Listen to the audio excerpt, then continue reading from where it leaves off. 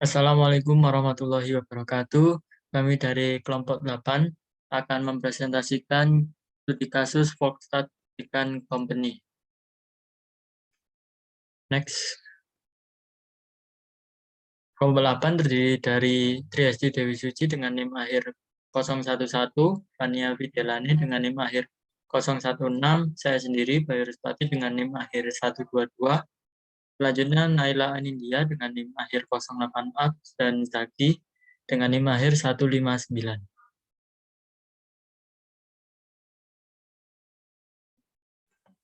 Pertanyaan yang pertama yaitu, jika Volkswagen memutuskan untuk menambah peralatan pengolahan, outlet apa yang bisa digunakan untuk Volkswagen untuk membesarkan produknya?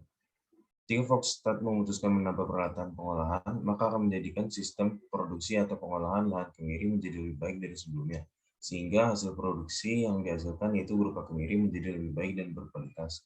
Oleh karena itu, Volkswagen memerlukan outlet untuk membesarkan hasil produksi mereka. Outlet yang dapat digunakan Volkswagen yaitu outlet yang menjual rempah-rempah, sehingga Volkswagen dapat menjadi pemasok utama kemiri di kedai-kedai pasar tradisional. Namun terdapat pilihan lain selain pasar tradisional, yaitu pabrik-pabrik membuat bumbu masakan instan, karena kemiri sering digunakan di berbagai macam masakan. Dengan memasok kemiri pada pabrik-pabrik membuat bumbu masakan instan, maka dapat memberikan keuntungan bagi Volkswagen, karena kemiri selalu digunakan dalam pembuatan bumbu masak. Next.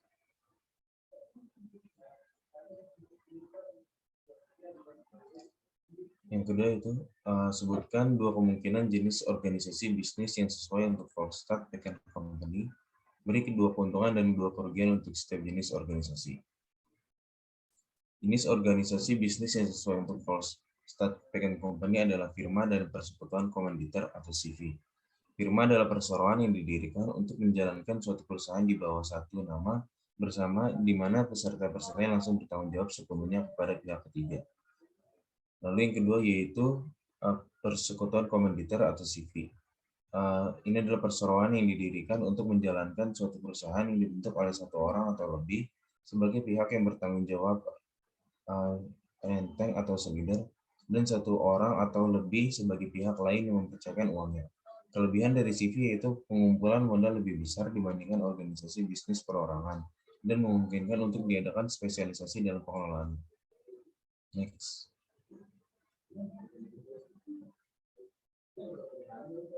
Nomor 3, salah satu pertimbangan terpenting yang harus dilakukan oleh para petani kemiri adalah keputusan yang mengganti pohon kemiri asli dengan varietas pohon yang lebih baik. Pohon kemiri asli menghasilkan sekitar 750 lbs per hektar pohon. Pohon kemiri yang varietas baru dapat menghasilkan sekitar 1250 lbs per akre. Pohon kemiri membutuhkan waktu 7 tahun untuk memproduksi kemiri. Berapa tahun yang diperlukan untuk menutup atau memulihkan investasi dalam mengganti pohon asli dengan pohon varietas baru? Dengan asumsi harga rata-rata $3 per lb, daya $3.000 untuk mengganti pohon asli dengan varietas yang lebih baik. Ini diketahui hasil pohon kemiri varietas baru adalah 1250 lbs per akre. Harga rata-rata per lb itu $3, biaya pergantian pohon sama dengan $3.000. Maka yaitu biaya pergantian pohon dibagi hasil pohon kemiri varietas baru dikali harga rata-rata per lb. Jadi $3.000 dibagi 1250 dikali $3 sama dengan 0,8. Jadi untuk menutup atau memulihkan investasi dalam mengganti pohon asli dengan varietas baru membutuhkan waktu 8 bulan. Next. Nomor 4 yaitu bagian dari membangun bisnis yang sukses adalah mengumpulkan tim spesialis untuk memberikan pengetahuan dan saran ahli untuk membuat keputusan terbaik. Sebutkan 4 spesialis yang harus dimiliki Brian dan Brianna dalam tim produksi dan manajemen mereka. 4 spesialis yang dibutuhkan adalah spesialis produksi, spesialis pemasaran atau marketing, spesialis administrasi, dan human resource development. Next. Selanjutnya, nomor 5, menjalankan operasi peternakan dan bersama dengan kebun kemiri, Volkswagen telah membaca tentang beberapa operasi pengembalaan ternak di kebun mereka. Ketika petani melakukan ini, rata-rata mereka kehilangan sekitar 50 ton hasil kemiri per akre. Selama 5 tahun terakhir, kemiri telah menghasilkan $3 per pon saat panen, dan anak sapi telah dijual seharga $1,5 per pon selama periode yang sama. Jika Volkswagen tetap melakukan pengembalaan ini, berapa total kerugian produksi kemiri dalam pon? Diketahui luas lahan kemiri yaitu 210 akre. Jika Volkswagen mendapat kerugian dari kemiri sebesar 50 pon per akre, maka total kerugian yang diperoleh yaitu dicari dengan mengalihkan total lahan dengan kerugian dari kemiri, yaitu 210 kali 50. Dengan total kerugian yaitu 10.500 ton. Berapa kerugian pendapatan dari operasi kemiri akibat pengembalaan ternak?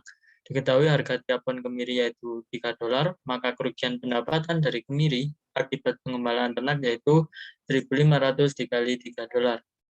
Totalnya 31.500. Next. Masuk ke poin C, jika Volkswagen dapat mengembalakan 1 ekor per hektar dalam area pohon kemiri, berapa pon yang harus diperoleh setiap ekor saat digembalakan?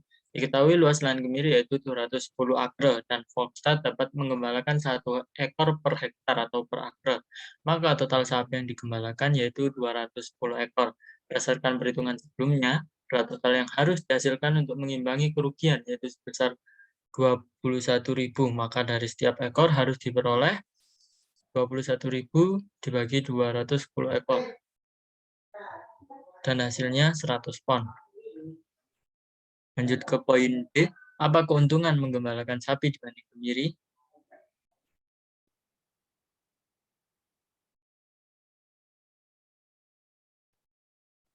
Jika dilihat dari sisi manfaatnya, banyak bagian dari sapi yang dimanfaatkan, seperti dagingnya, air susunya, dan kulitnya.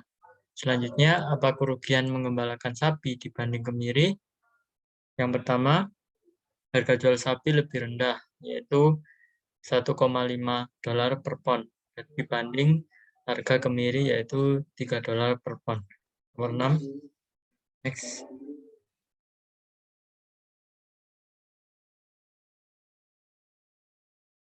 Sebutkan 5 badan regulator yang potensial yang mungkin berinteraksi dengan produsen kemiri saat melakukan bisnis.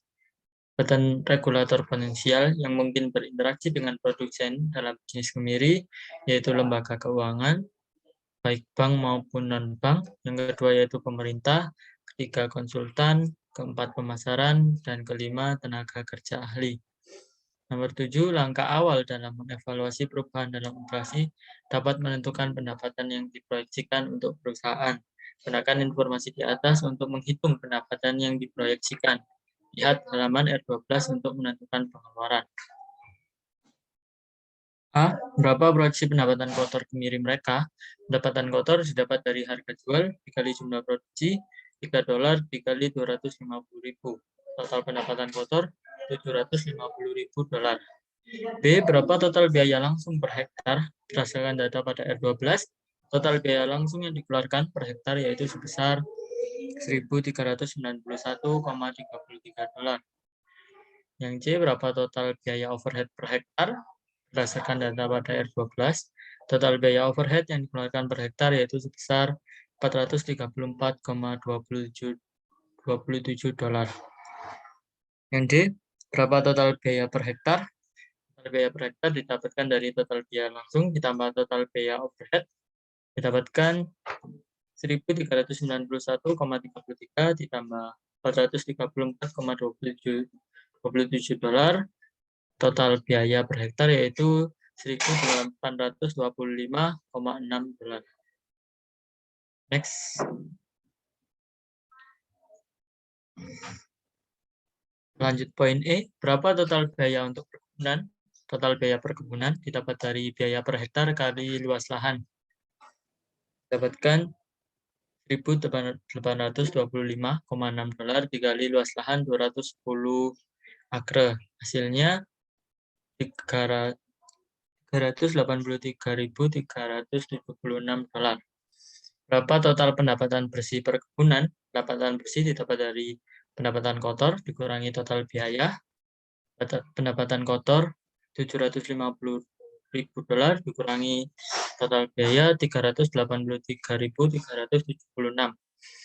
Pendapatan bersih didapatkan sebesar $366.624. Nomor 8, Brian dan Brianna berpikir jika mereka akan melakukan investasi dalam peralatan pemrosesan, mereka akan dapat menjual kacang ikan kupas mereka seharga $10 per LB atau per pon. Berapakah pendapatan marginal per pon kacang ikan kupas yang akan diterima pertanian jika mereka menambahkan kapasitas pemrosesan? Dibutuhkan 2 pon yang tidak dikupas sama dengan 1 pon ikan yang dikupas. Diketahui TR1, total revenue 1, yaitu sebesar 3.352,38 per hektar, dan Q1 1.309,52. Kita cari TR2. TR2 dicari dengan total produksi per hektar kali harga jual 125.000 per 210 dikali $10. Didapatkan 595,23 kali $10. Dan hasil akhir TR2 yaitu $5.952,3. Dengan Q2-nya 595,23. Lalu kita mencari marginal revenue. Didapatkan dari delta TR per delta Q. Delta TR yaitu 5.952,3 dikurangi 3.352,38 per delta Q 1.309,52 dikurangi 595,23. Didapatkan 2.599,92 per 714,29. Dan diketahui MR sebesar $3,63. Next.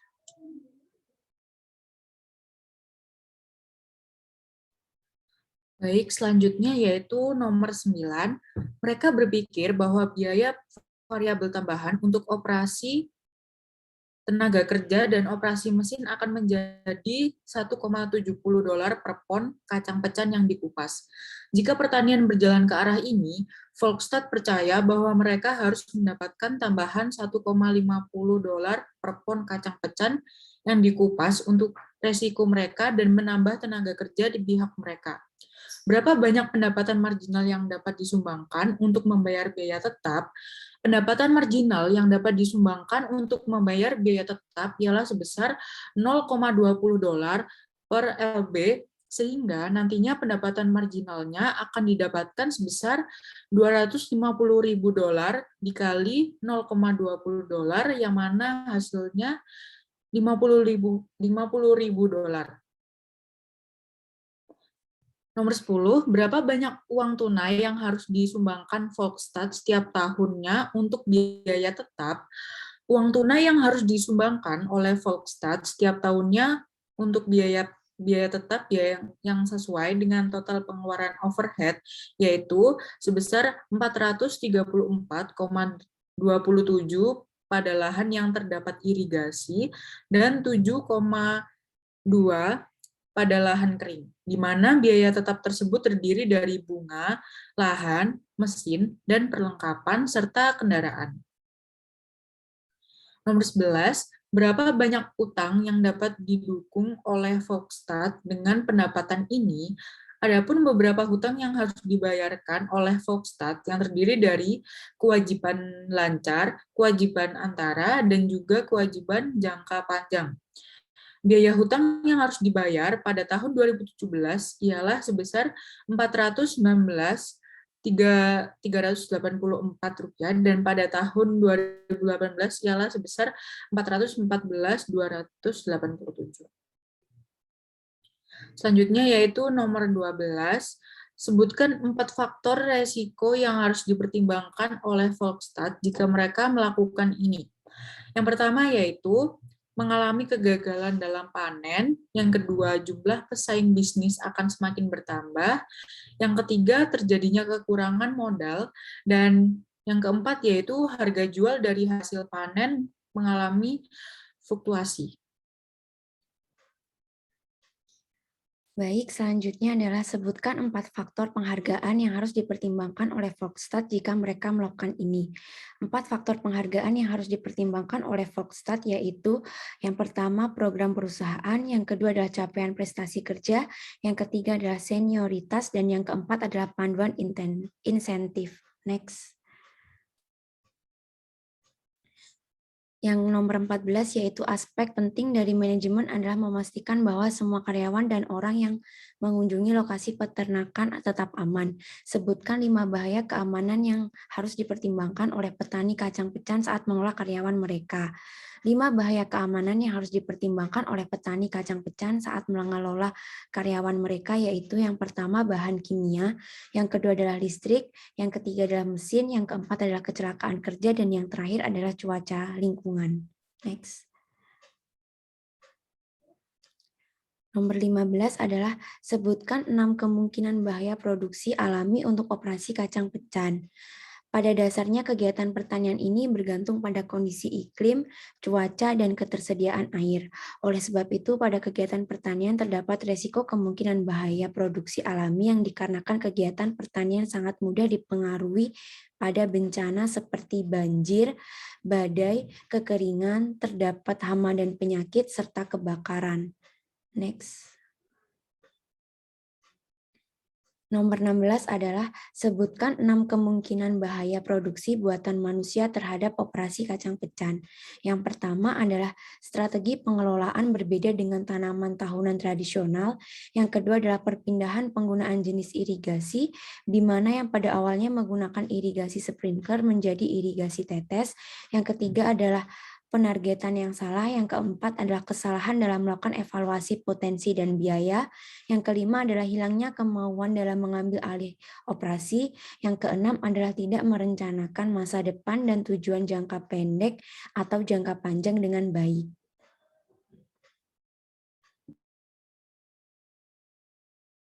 Selanjutnya yaitu nomor 17. Apa 4 cara yang mungkin mereka dapat berpotensi meningkatkan pendapatan mereka?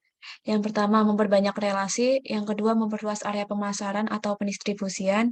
Yang ketiga, memperbanyak hasil produksi. Dan yang terakhir yaitu meningkatkan kualitas hasil produksi.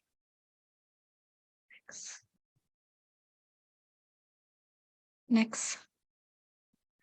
Jika Volkswagen memilih untuk menambah pemrosesan, mereka mungkin juga mempertimbangkan untuk menambahkan promosi pemasaran konsumen langsung. Media sosial merupakan aspek penting dalam mengembangkan basis pelanggan setia untuk usaha kecil. Sebutkan 2 platform media sosial dan mengapa mereka efektif. Platform sosial media yang dapat dimanfaatkan sebagai media promosi ialah Instagram dan TikTok. Kedua platform tersebut dikatakan efektif karena memiliki jangkauan yang sangat luas. Misalnya pada platform TikTok terdapat fitur TikTok Shop sehingga pembeli dapat membeli produk perusahaan Volkswagen di aplikasi tersebut.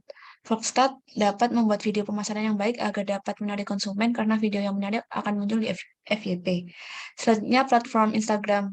Platform Instagram dapat melakukan kegiatan promosi dengan membuat feeds yang menarik agar menarik perhatian calon konsumen. Jika mereka memilih untuk menggunakan media sosial untuk mempromosikan merek mereka, apa 2 atribut utama bisnis mereka yang dapat mereka tekankan dalam pesan media sosial mereka? 2 atribut yang ditekankan dalam promosi di sosial media adalah dengan menampilkan keunggulan hasil produksi atau produk yang ditawarkan kepada konsumen dan memastikan selama kegiatan produksi produk telah melewati quality control agar konsumen mendapatkan hasil yang terbaik. Jika Anda berada di tempat Volkswagen, apa yang akan Anda lakukan untuk memperluas atau meningkatkan operasi ke depan? Daftar 5. Yang pertama, melakukan inovasi terhadap hasil produksi agar dapat berkembang. Yang kedua, membuat konten yang menarik untuk pemasaran di sosial media. Yang ketiga, melakukan kerjasama dengan perusahaan besar. Dan yang keempat, mencari peluang ke pasar internasional. Dan yang terakhir yaitu menambahkan ke bidang bisnis lainnya. Sekian dari kelompok kami. Mohon maaf bila ada kesalahan. Terima kasih. Wassalamualaikum warahmatullahi wabarakatuh.